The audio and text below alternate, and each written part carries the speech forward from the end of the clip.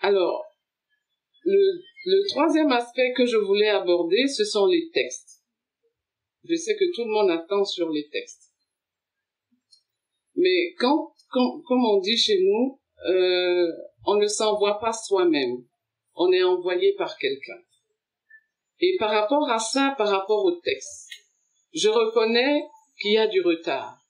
Mais ce retard, il s'explique. Je voudrais vous dire que, au préalable, les textes, ce n'est pas Madame Dao qui les écrit, et Madame Dao n'est pas juriste, c'est toute une équipe qui a été mise en place autour de professeur Bléou, qui est un éminent juriste. Les 3 autres membres du comité de normalisation sont des juristes de renom qui travaillent dans des organisations internationales pour essayer de travailler sur les textes. Alors, je vous ai expliqué que notre première méthodologie, c'était d'écouter les clubs et de recueillir des suggestions qui pouvaient nous permettre, que nous pouvions intégrer dans les textes. Ces textes ont été faits avec la suggestion des clubs, avec le regard du ministère des Sports. Par rapport à la loi de 2014, il est important, on est la première fédération sportive, donc il est important que la FIFA respecte la loi sur le sport, et aussi par rapport à la FIFA et à la CAF. Nous avons fait un premier projet où la FIFA et la CAF ont entériné les orientations que nous leur avons données. Nous avons fait un deuxième, on a continué, hein, un deuxième projet a été fait. Et ce deuxième projet a été encore envoyé à la FIFA et à la CAF. La réponse a été, le projet, il est excellent. Il va même servir de modèle. Mais comme on dit, tout dépend de l'environnement. La FIFA a dit, il y a dans vos propositions, bien qu'elles sont objectives, il y a des points qui peuvent porter à confusion ou porter à polémique. Je reviendrai sur quelques-uns de ces points. Et nous pensons que ces points, il va falloir les enlever, les mettre au réfrigérateur pour qu'ils soient intégrés après les élections. Parce que nous sommes habitués aux normalisations et nous sommes habitués aux questions de TAS, je veux dire, etc. Nous, on n'a jamais fait de TAS. Je donne juste quelques points que j'ai en mémoire, hein, je pense que professeur pourra en donner après dans les questions. L'un des premiers éléments qui me vient en mémoire, c'est la question de la représentativité des clubs, de ligues régionales et de ligues de district. Nous avons fait une proposition. Il nous a été dit que cette proposition, elle est bien, elle est belle, elle répond aux aspirations des clubs, mais on pourrait nous taxer de les avoir mis dedans pour influencer le vote. C'est-à-dire qu'on aurait identifié des personnes... bon. Donc ils nous disent, enlevez-le. Enlevez-le, mettez-le de côté dans le rapport, et nous on s'assurera que ça viendra après. Donc ça c'est un premier élément. Le deuxième élément qui me vient en tête, c'est par exemple les parrainages. Au niveau des parrainages, la FIFA nous a dit, il faut que ce soit le plus démocratique possible. Donc, nous avons simplifié les parrainages, et je peux vous dire que s'il y a quelqu'un qui défend la démocratie dans le groupe, c'est bien professeur. Hein. Il était là tout le temps pour tacler, oui, mais si vous donnez ça, s'il y en a un qui prend tous les parrainages, ça exclut les autres, etc. On a fait une proposition de parrainage. Et la dernière, en date, ils ont dit, écoutez, n'allez pas plus loin. Je crois que c'est 4 parrainages. 4 parrainages sont suffisants, pas plus ni moins. Voilà, il faut que ce soit le plus démocratique possible. Et la FIFA veut que les textes soient ouverts sur la démocratie. On leur a dit, mais ce qui était prévu avant, ils disent non, voilà ce qu'il faut faire. Hein? Voilà. L'autre élément, c'est la caution. Dans les textes, il fallait une caution de 5 millions. Et nous-mêmes, on s'est dit 5 millions, c'est peu, parce qu'il faut aussi financer des élections. On a mis à 10 millions. Ils ont dit, ce n'est pas démocratique. À la FIFA, maintenant, on souhaite qu'il n'y ait pas du tout de caution. Pas de caution, oui. On leur dit, mais dans les anciens textes, il y avait déjà une caution. Ils disent non, c'est un principe qui n'est pas négociable, c'est un nouveau principe de la FIFA, il faut que l'ouverture soit la plus grande possible, il faut l'enlever. Donc, on a aussi enlevé. Mais vous comprenez que dès lors que vous bougez un article, c'est tout le reste qui bouge et qu'il faut réajuster. Et donc, c'est ce travail qu'on a dû refaire. Ensuite, nous leur avons dit, mais écoutez, pendant qu'on est en train de bouger, est-ce qu'on peut transmettre les textes au club? Ils ont dit non. Il faut fixer les indiscutables de la FIFA d'abord. Il y a des choses qui ne sont pas discutables. Les questions de caution, les questions de... Ça, ce n'est pas discutable. Et c'est tout à fait normal. Je veux dire, pour ceux qui ont l'habitude de travailler avec les institutions internationales, une filiale, bien qu'indépendante, dépend des éléments de base, je dirais, de la maison mère. Donc, ils nous ont identifié les éléments qui ne sont pas discutables. Je veux dire, c'est eux qui nous ont envoyés, et c'est eux qui nous disent, ces éléments, nous voulons les fixer. Je veux dire, on ne fait que suivre ce qu'ils disent. Et aujourd'hui, à l'état actuel, les textes sont repartis avec les réajustements par rapport à certains éléments qui ont été demandés. Donc, nous attendons leur retour. Il y a aussi un autre élément, la question du genre. La question du genre.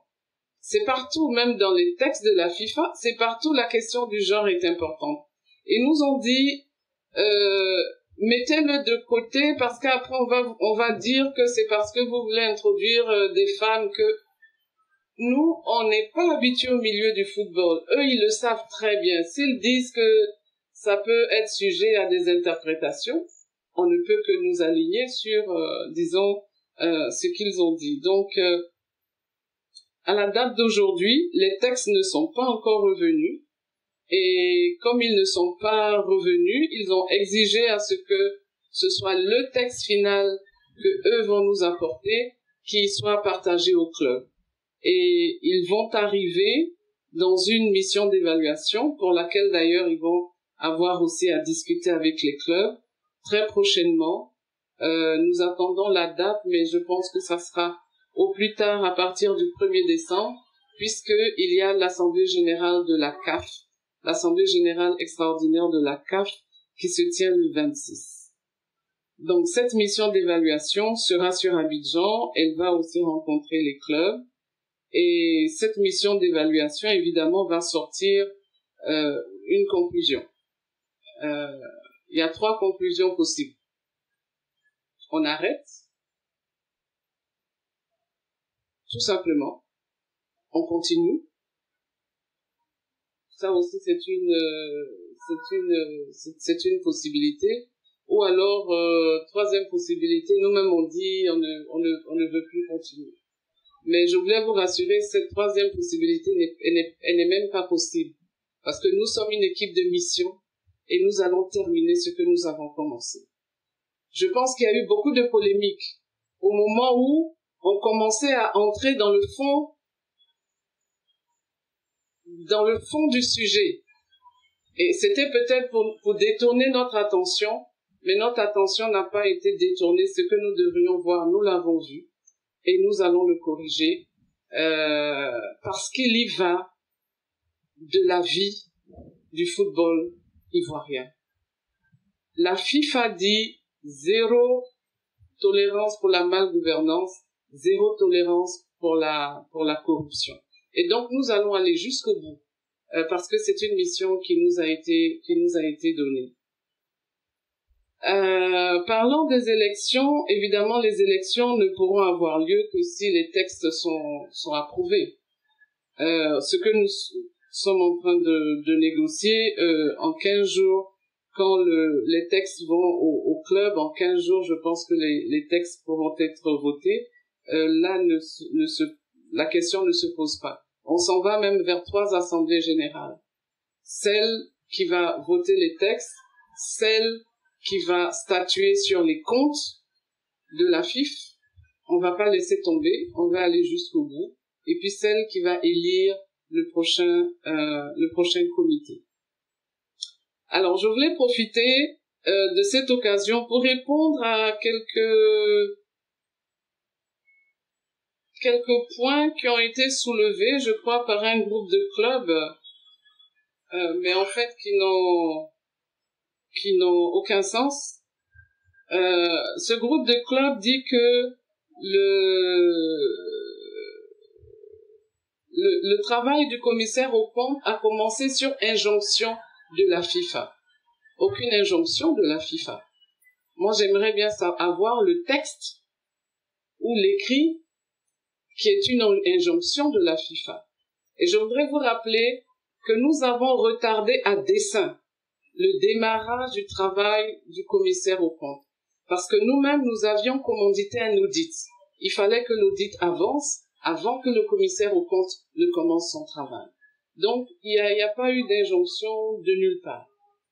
Ce que nous avons même fait d'avance, c'est d'écrire à la secrétaire générale de la FIFA pour lui dire, compte tenu des circonstances, nous ne pourrons pas tenir le délai du mois de juin. D'abord, on est dans un contexte de normalisation et parce que nous avons démarré un audit. Et nous leur avons proposé la date du 18 qui a été adoptée.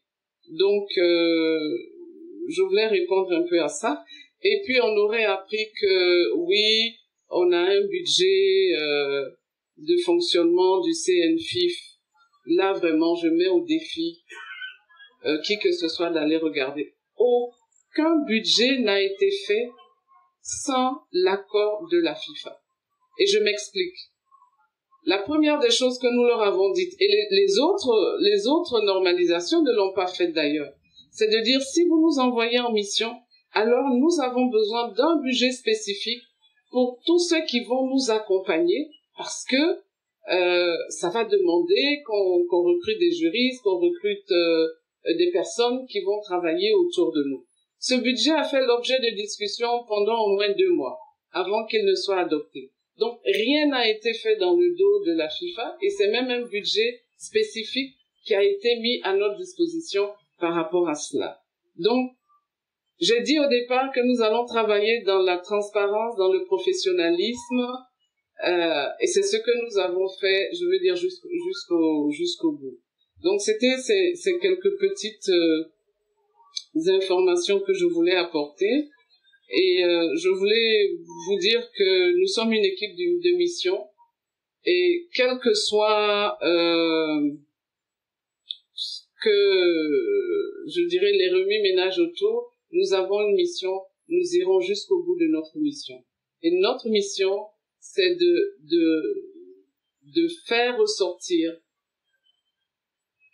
la situation réelle de la FIF. Et ça, nous allons y aller jusqu'au bout. Et de sortir les pratiques qui ne sont pas des pratiques éthiques pour remettre des pratiques qui sont des pratiques qui sont promues par la FIFA et qui sont promues pour toutes les organisations, je dirais, qui se respectent.